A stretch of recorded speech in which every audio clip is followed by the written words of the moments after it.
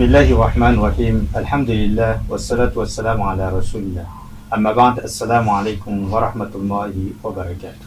إن شاء الله على سنبابنا تنفينا الإسلام أمن تنرانتي dia yarayanetsika ao anatiny andiateny masina zay teneniny Allah subhanahu wa ta'ala kan teny izy manao hoe wa anfiqu mimma razaqnakum min qabli an ya'tiya ahadakum al-maut fayaqula rabbi lawla akhartani ila ajalin qarib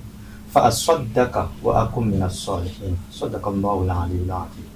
Teny Allah subhanahu wa ta'ala manao hoe avao izy mifananonareo zay nomenainareo mialohany ahatongavany tsirairay aminareo ny fahafatesana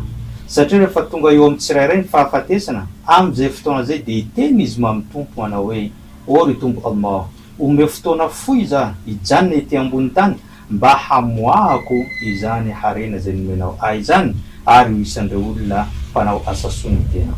Fanontaniana mipetraka eto fa maninona ny olona anankiray rehefa izy eo am-pialany aina dia mangataka amin'ny Allah mba ahazo fotoana fohy fotsiny mba amoahany soataka, fa tsy niteny izy hoe ome fotoana fohy zao anaovako soala, ome fotoana fohy zao anaovako zakat, ame fotoana fohy zao anaovako haji, ame fotoana fohy zao anaovako zavatra anankiray. Fa maninona hoe any amin'ny soataka no niteneny. Midika izay fa ny soataka dia manana tombony no sady manana tombotsoa lehibe ho an'ny olona izay mamoaka azy.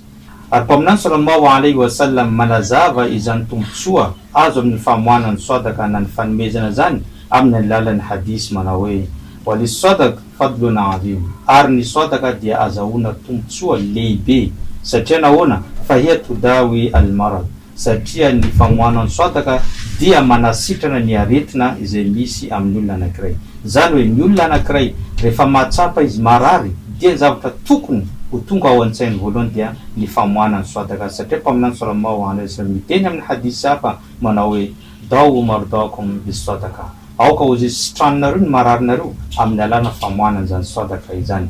Wa soataka tadfa'u al-bala, ary ny soataka ihany koa dia manosika ireo fitsapana ratsy zay mety ho tonga eo amin'ny olona anankiray. Wa hiya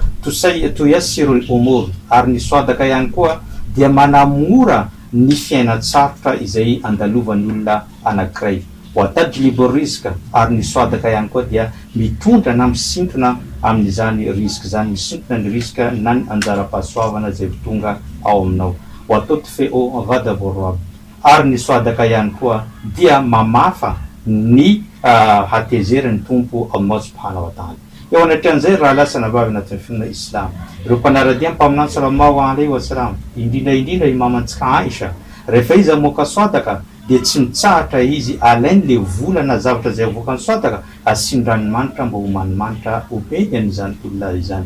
Rehefa nantaniana izy dia teneniny hoe inona no antony anaovanao an'izany zavatra zany manimanitra, dia namaly izy hoe li annaha adan fi yadillah qabla an yadan fi yadil fakir.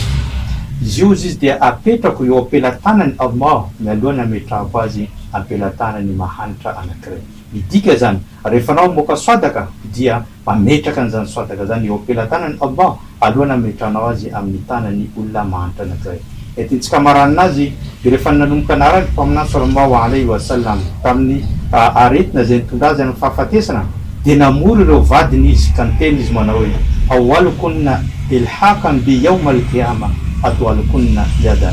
ny voalohany ifanenamiko any amin'ny paradisa aminareo dia zay lavatanana indrindra aminareo. Ny fampijery ireo vadiny mpaminany ary ny fandrefitanana iza ny lavatanana indrindra dia hitandrizy ireo tamin'izay fa Sauda binti Zama vadiny mpaminany io ny lavatanana indrindra, fa rehefa maty mpaminany dia tsy iza fa